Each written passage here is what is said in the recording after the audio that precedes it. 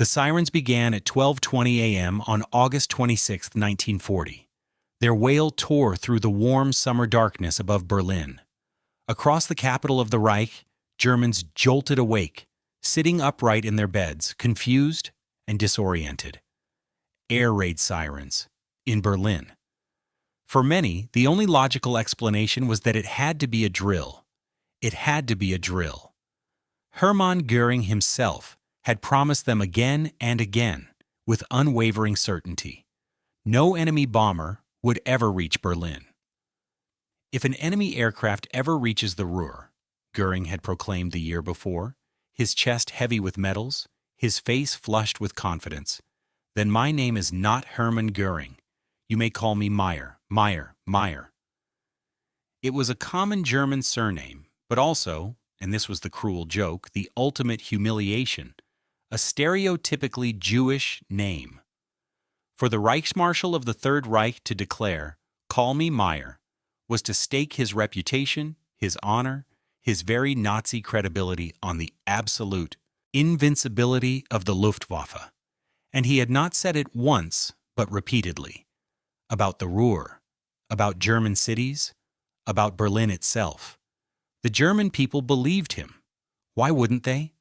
The Luftwaffe had crushed Poland, wiped the Dutch and Belgian air forces from the sky, and helped bring France to its knees in a matter of weeks.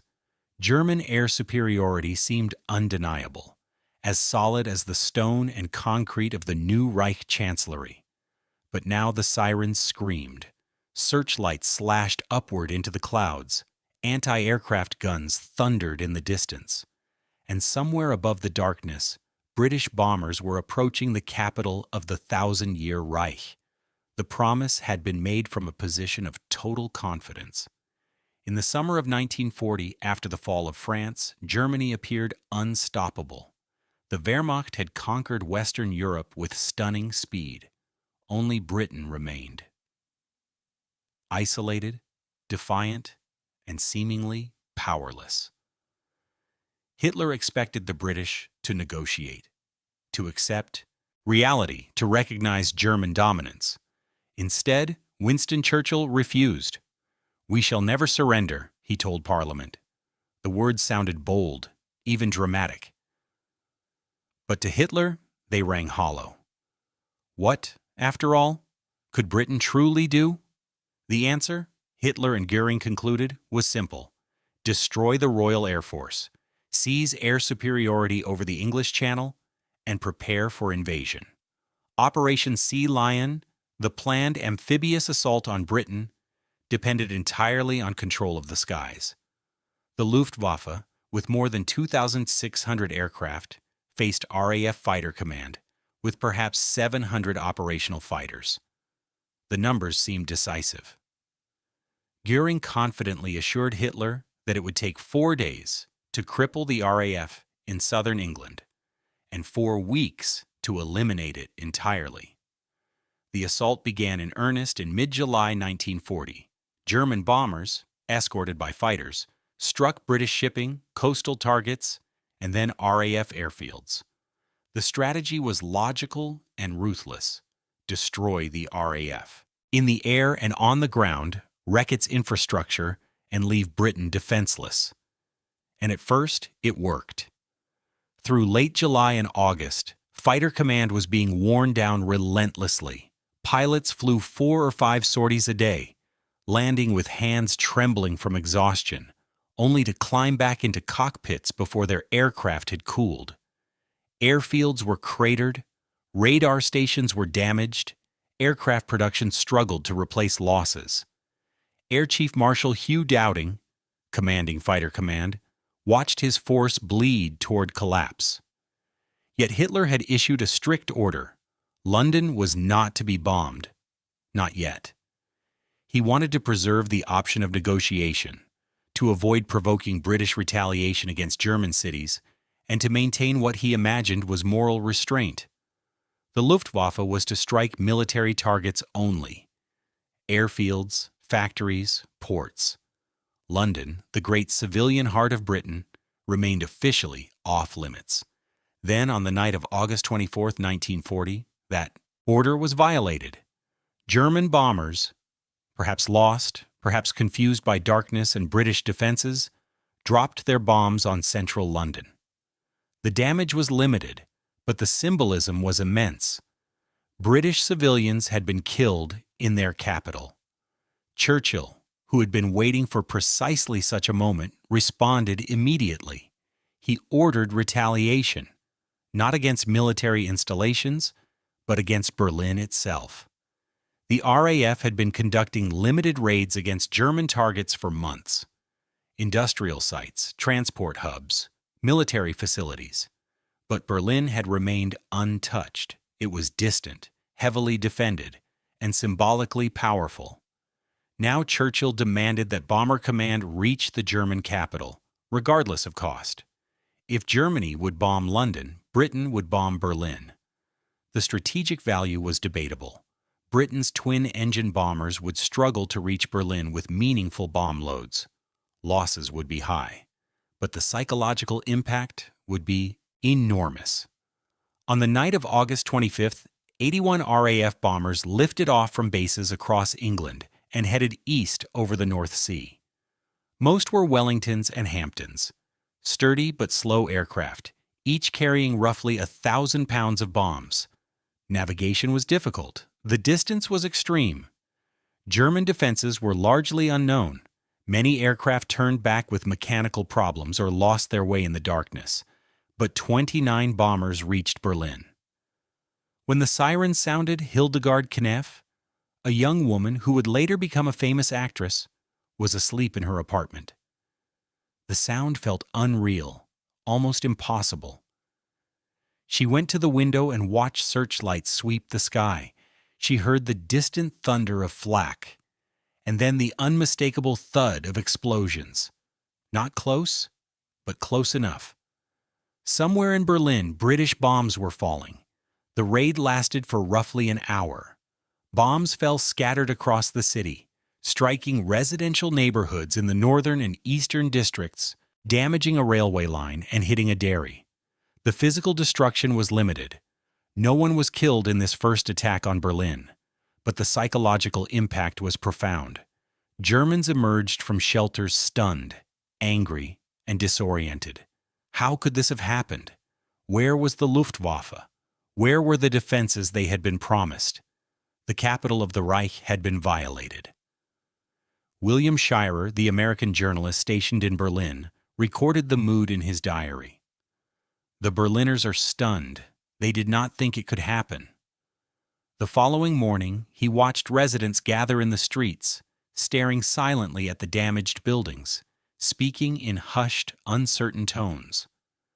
Joseph Goebbels' propaganda ministry moved quickly to control the narrative. The raid, officials insisted, was insignificant. Only a handful of bombs had fallen. No important military targets had been hit. The British, they claimed, were wasting their effort. But propaganda could not conceal the truth. British bombers had reached Berlin. Hermann Göring's promise had been broken. Göring himself was not in the capital when the bombs fell. He was at his estate, Karenhall, north of Berlin, surrounded by looted art, lavish furnishings, and even pet lions. When word of the raid reached him, he reportedly erupted in fury, blaming Luftwaffe fighter commanders, demanding explanations, searching for someone to hold responsible. The explanation, however, was painfully simple. Berlin lay at the extreme range of British bombers. But it was not beyond reach. The city's air defenses, though formidable, were not impenetrable. And the RAF, desperate and determined, was prepared to accept losses to strike back at the heart of the Reich. The British returned on August 28th. This time, bombs fell closer to the city center. One exploded near the Brandenburg Gate. Another landed not far from the Reich Chancellery, Hitler's headquarters. Hitler was not present, but the symbolism was unmistakable. Britain could strike at the core of Nazi power. More raids followed on August 31st, September 1st, and September 3rd. Each attack caused limited physical damage. The RAF simply lacked the capacity to deliver heavy bomb loads over such distances. But each raid inflicted a deeper wound to German confidence. Every explosion contradicted everything the German people had been told. Berlin was not untouchable. Hitler was at the Berghof in Bavaria when the first attacks occurred. He returned to Berlin in early September. Those who saw him described a man consumed by cold, controlled fury. The British had bombed his capital. They had humiliated Göring. They had made the Reich appear weak, and they had done it deliberately. On September 4, 1940, Hitler addressed a crowd at the Sportpalast in Berlin. The audience consisted largely of women, nurses, social workers, party officials. The speech was broadcast nationwide. At first, Hitler spoke calmly. Then his voice began to rise. When the British Air Force drops 2 or 3 or 4,000 kilograms of bombs, he shouted, then we will drop, in a single night, 150, 230, 300, even 400,000 kilograms. The crowd erupted. Hitler pressed on, his voice sharpening with rage. When they declare that they will increase their attacks on our cities, then we will erase their cities from the map. The hall exploded with applause. Women wept. Arms shot upward in salute. Hitler fed on the energy, his voice cracking as he shouted, "We will put an end to the work of these night air pirates. So help us God." "The hour will come," he cried, "when one of us will break, and it will not be National Socialist Germany." The crowd roared back, "Führer, we follow you." The decision had been made. Hitler would answer British bombs with devastation of his own. He would punish Britain for its defiance, restore German pride, and begin with London. On September 5th, the order reached Albert Kesselring, the Luftwaffe Field Marshal commanding air operations in the West. The directive was unmistakable: halt attacks on RAF airfields and shift all available bomber forces toward the British capital. London was now the primary target. The objective was no longer the systematic destruction of Fighter Command's infrastructure. Instead, the goal became psychological: to shatter civilian morale, to unleash such suffering and chaos that Churchill's government would collapse under the strain. Kesselring, a professional soldier, immediately understood the consequences. For weeks, the Luftwaffe had been steadily wearing down RAF Fighter Command. British airfields in southern England were close to collapse. Some were nearly unusable. Hugh Dowding's pilots were exhausted, and losses were approaching unsustainable levels. Fighter Command, Kesselring knew, was perhaps 2 weeks from breaking. Had the pressure continued, had the Luftwaffe persisted in striking airfields and radar stations, Britain's air defenses might have failed entirely. Without air superiority, invasion became a real possibility, but Kesselring served a dictatorship. Orders were orders. Hitler had spoken, and Göring, desperate to salvage his damaged prestige, eagerly supported the shift. The Luftwaffe would bomb London. On the afternoon of September 7, 1940, Londoners heard a sound unlike anything they had known before, a deep, rolling thunder that seemed to rise from every direction at once. More than 300 German bombers, escorted by nearly 600 fighters, approached the city in broad daylight. The formations darkened the sky. RAF fighters scrambled to intercept, but the sheer scale of the attack was overwhelming.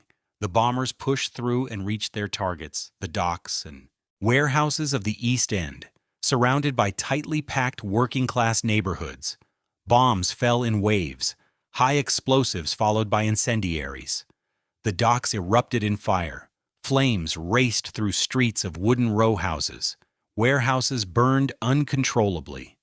By nightfall, much of eastern London was ablaze, the inferno visible for miles, a blazing marker for the next wave of bombers that arrived after dark. The assault continued throughout the night. When morning came, more than 400 Londoners were dead. Thousands lay injured. Tens of thousands had lost their homes. The Blitz had begun. For the next 57 consecutive nights, German bombers would return to London. Other British cities soon joined the target list: Coventry, Birmingham, Liverpool, Manchester. By the time the campaign finally ended in May 1941, more than 40,000 British civilians would be killed. The destruction was real. The suffering was immense. But RAF Fighter Command, given precious breathing space by the shift, away from its airfields, survived. Damaged bases were repaired. New pilots completed training. Aircraft production continued. And the Luftwaffe, focused on terror bombing rather than strategic military targets, began to waste its strength. Bombing cities at night proved far less effective than crippling airfields in daylight. Losses remained high, but the strategic return was minimal. Hugh Dowding, exhausted and increasingly criticized for his defensive tactics, would be removed from command in November 1940. Yet his strategy had succeeded. Fighter Command had endured. By late September, it became clear that Germany would not achieve air superiority over Britain. Operation Sea Lion was postponed, and then quietly abandoned. The invasion would never come. The Battle of Britain was over. Britain had survived, not through superior numbers or overwhelming technology, but by enduring long enough for Hitler to make a catastrophic mistake. That mistake had been born of pride, anger, and wounded ego. It had been triggered by Hermann Göring's broken promise, by German arrogance, and by the need to respond to British bombs falling on Berlin. As the Blitz continued and the strategic situation stabilized, German military leaders slowly began to grasp what had truly happened. The decision to shift from airfields to cities had not been strategic. It had been emotional. Hitler's fury had overridden military logic. Göring had supported the change to protect his reputation. And the Luftwaffe had paid the price. In his post-war memoirs, Kesselring was measured but unmistakably clear. The decision to change targets, he wrote, had been a mistake. The RAF, he acknowledged, had been on the verge of collapse. "We had them," one Luftwaffe officer later admitted, "and then we let them go." Göring never publicly accepted responsibility for the failure of his promise. Instead, he blamed Luftwaffe fighter pilots for failing to protect bombers, blamed British luck, blamed circumstances. Everything except his own overconfidence. Privately, however, his influence with Hitler began to erode. The Reichsmarshal, who had sworn that no bomb would ever fall on Berlin, had been proven wrong. And in the Third Reich, being proven wrong by the Führer's enemies was unforgivable. For the German public, life under air attack gradually became a grim routine. Berlin would be bombed again and again as the war progressed, each raid growing heavier than the last. By 1943, RAF Bomber Command and the U.S. 8th Air Force would drop thousands of tons of bombs on German cities in single operations, making the first scattered raids of August 1940 seem almost insignificant by comparison. Germans learned to sleep in shelters, to move through shattered streets, to live with constant fear. The promise of invulnerability faded, forgotten by some, remembered by others only as a bitter joke. "Call me Meyer," Göring had said. By the final years of the war, with German cities in ruins and the Luftwaffe shattered, some Germans did call him that quietly, with resentment and bitterness, a reminder of the hubris that had helped cost them everything. The irony was complete and cruel. Hitler had ordered the bombing of London to avenge the bombing of Berlin, to restore German pride, to punish British defiance. But that rage-driven decision had preserved Britain's air force and destroyed Germany's best chance to invade. The bombs that fell on Berlin in August 1940, scattered, ineffective, causing little physical damage, had set off a chain of events that altered the course of the war. Winston Churchill understood this outcome well. In his post-war history of the conflict, he wrote of Germany's shift toward bombing London with barely concealed satisfaction. The RAF, he admitted, had been in desperate condition. But Hitler's decision to change targets proved decisive in the Battle of Britain. The Luftwaffe had abandoned a strategy that was working in favor of one that merely appeared dramatic. The results were devastating for Germany and life-saving for Britain, and it had all begun with a promise delivered in absolute confidence by a man wearing a flamboyant uniform covered in medals who swore that British bombs would never fall on German soil. That promise was shattered on August 26, 1940, when 29 RAF bombers reached Berlin and released their payloads over the capital of the Reich. The material damage was slight. The strategic consequences were immense. In the end, the Battle of Britain was decided not by superior British numbers or revolutionary technology, but by German pride and fury. Göring's promise created an expectation that could not be fulfilled. Hitler's rage at its collapse produced a strategic blunder, and Britain, battered but unbroken, endured. The sirens that echoed over Berlin that August night were more than a warning of falling bombs.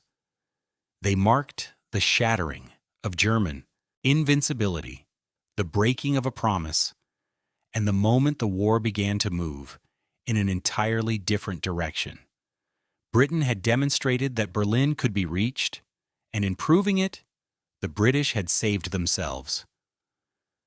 The irony was as perfect as it was terrible.